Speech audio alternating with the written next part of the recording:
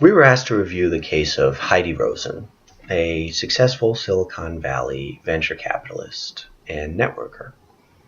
The first question was, what are the strengths of Roizen's network?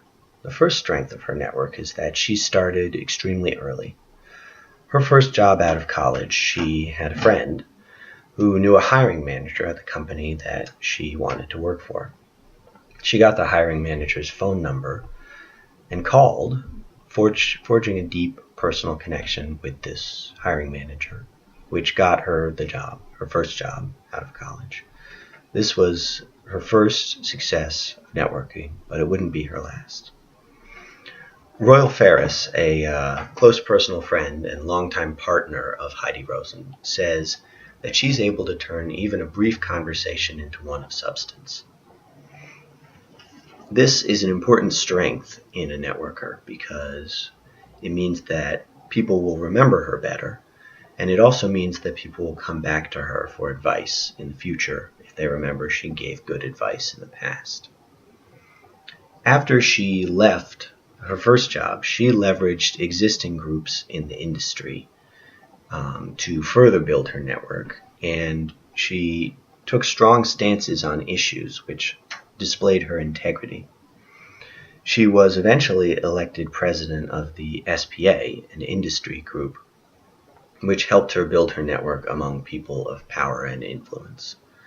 Ellen Levy, who knows Heidi well, says that she always wanted to be friends with good quality, talented people. And this is a key factor in building your network over time, because good quality, talented people are the kind of people you want to surround you, because those are the kind of people you'll be wanting to forge connections between and forge connections with in the future. Heidi Roizen herself says that the three factors which have influenced the strength of her network are access to people, firstly, which is simply something that happens over time.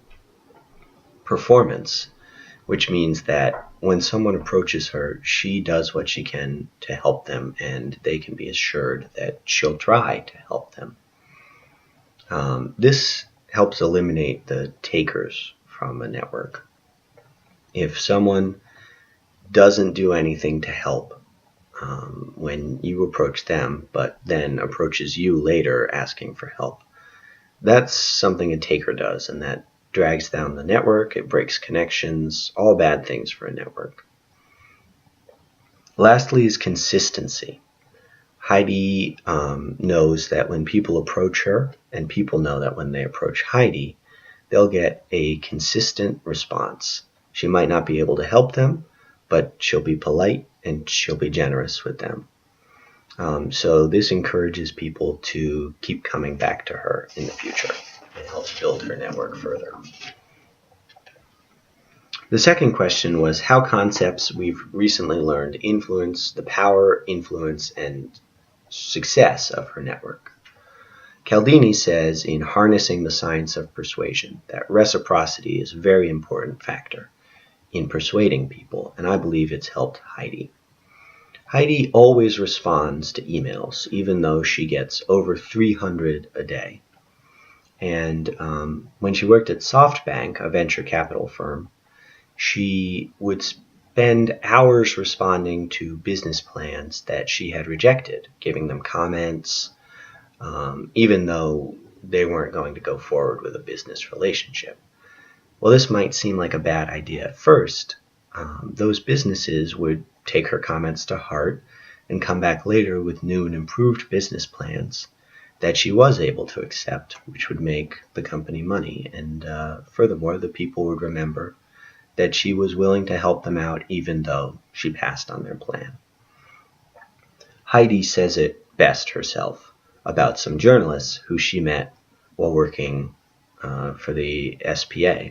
You never know who's going to wind up working at Forbes. This ties in nicely with what Adam Grant says about takers kissing up and kicking down.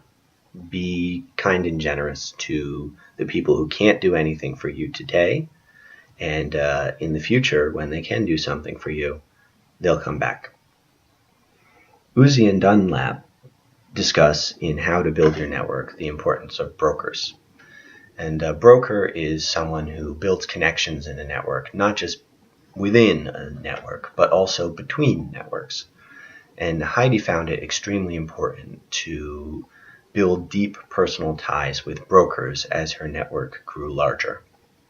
This allowed her to maintain a network that was much broader than a single person would be able to maintain, because she was able to reach out to those brokers and access not just her own network, but theirs as well. I think the final factor that has helped the strength of her network over time is actually two interrelated factors. Cialdini discusses the importance of scarcity, and Grant discusses the importance of productive generosity. And they're related because Heidi has a limited amount of time. So even though she'd like to help everyone, she simply can't. So Grant says it this way: giving is not about being nice. And Heidi says, when you're doing a favor, it's critical to first consider the demands on the other person's time. She's never willing to set up two people unless it would be a win-win. And I think this has helped to grow her network over time, because people of power and people in influence know that when they see an email from Heidi, it's going to be something good. Thank you very much, and have a good day.